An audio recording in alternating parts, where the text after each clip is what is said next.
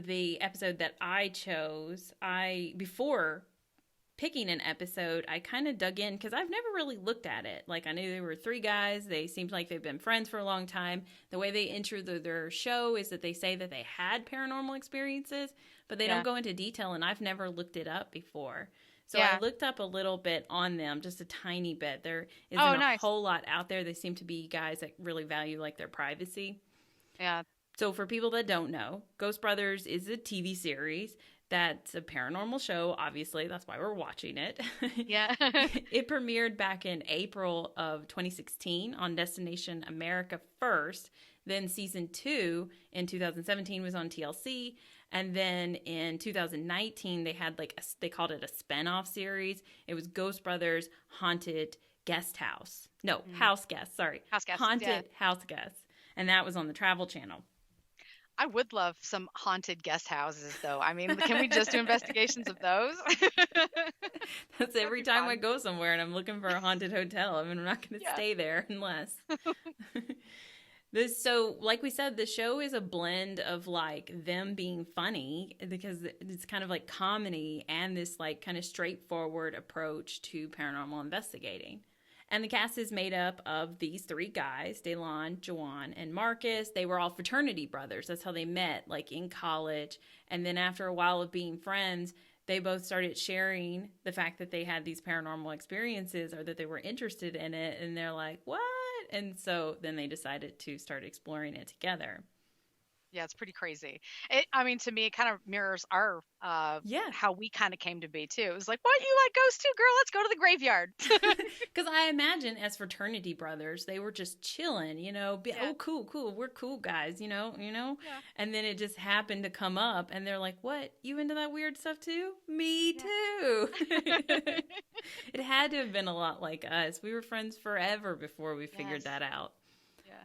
So in each episode, or at least the episode I watch, it seems like they say their main goal is to confirm that a location is in fact haunted, and then they want to find out who's haunting the location. Dalen is like the history nerd, and he's kind of the leader of the group. He had his first paranormal encounter when he was a young child after attending a funeral of a man that lost his life to gun violence. Whoa. And that night, Dalen woke up to that same man standing over his bed. No kidding. Yeah. That is fucking freaky. He was only like 7 years old or something when this happened. Damn. Then Jawan is said to be like the one that really likes helping people. The locations that they investigate, the owners of the location or the tour guides or whatever. He wants to help them better understand of what's going on. He was an Eagle Scout, so I guess it's just kind of in his nature to be helpful. Oh my God, that's so funny because when you watch these shows, you can see that in him, that's just his nature. He scaled a wall once. So that's when I found out he was an Eagle Scout in the episode that I did. I talked about them before. It was in South Carolina, that jail. Wasn't it a jail? Yeah, it was a jail. And he was like, yeah, I'll climb up this wall. I was like, what the fuck? This guy is adventurous. Yeah. So he apparently just got interested in the paranormal around the age of 12. And so he started visiting graveyards. Wow. He's just like you. Yeah, right. So he could better explore the spirit realm. That's what he said in an interview. He is just like me because he also hates spiders and he always runs into spider webs. So Your soulmates there.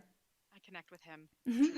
So then there's Marcus, who they say is the most spiritual member of the group. Oh, and he's actually the only one that's married and has kids too.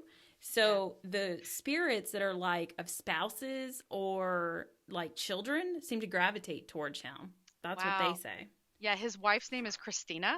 And in the episode that I just told you about, when they learned how to speak Louisiana French, Marcus is so fucking hilarious. He's like, oh, I want to learn how to say some things to my wife. Her name is Christina. How do I say her name in French? They're like, Christina? In the episode that I watched, she called him. Like, I guess he forgot to turn off his phone or something like that. And he has to pick up. It's his wife. I mean, she would give him hell if he didn't. So he's explaining what's going on right now in the investigation. And she's like, oh, no, don't you dare bring any of that shit home with you. She was funny. But